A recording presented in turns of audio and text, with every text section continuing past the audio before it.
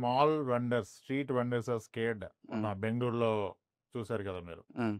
అసలేంటి సార్ ఇప్పుడు జీఎస్టీ పరిధిలోకి రావాలంటే ఈ తక్కువ బిజినెస్ చేసుకోవాలా? అసలు ఎంత బిజినెస్ చేస్తే జీఎస్టీ పరిధిలోకి వస్తాం? అసలు అతిపెద్ద ట్విస్ట్ ఏంటంటే జీఎస్టీ అంటారు. ఇప్పుడు ఆయన స్ట్రీట్ వెండర్ ఉంటాడు. ఆయన జీఎస్టీ పే చేస్తే అది మళ్ళీ జీఎస్టీ కట్టగా మళ్ళీ ఇన్కమ్ ట్యాక్స్ అంటారు. సరే స్ట్రీట్ వెండర్స్ అవ్వచ్చు, చిన్న చిన్న బిజినెస్ చేసుకునే వాళ్ళు అవ్వచ్చు.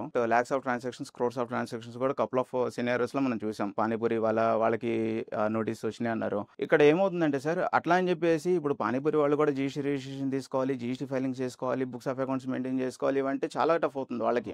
అవును. Because they are uneducated. వాళ్ళకి ఎవరి దగ్గరికి వెళ్ళి అప్రోచ్ అవ్వాలి, ఎలా చేయాలనే క్లారిటీ కూడా చాలా మందికి ఉండదు. సో దీని గురించి అని చెప్పేసి కాంపోజిషన్ స్కీమ్ అనేది ఒకటి ఉంటుంది sir.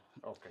Less than 1.5 crores of turnover ఉంది అంటే కనుక we can say that they are the small vendors.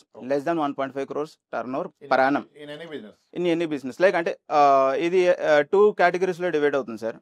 For suppose 1.5 crores turnover అనేది ఫర్ ఎనీ బిజినెస్. బట్ ఇక్కడ కాంపోజిషన్ స్కీమ్ కింద ట్యాక్స్ రేట్స్ అనేవి డిఫరెంట్. మ్యానుఫ్యాక్చరర్స్ అండ్ ట్రేడర్స్కి అయితే కనుక on their turn over 1% GST కడితే చాలు. ఇంకా మీరు 18%, 5% ఈ రేట్స్ అన్ని పక్కకు పెట్టేసేయచ్చు. 1% on their turn over tax కట్టారంటే ఇంకా వాళ్ళు జీఎస్టీ ఆస్పెక్ట్లో వర్రీ అవ్వాల్సిన అవసరం ఉండదు.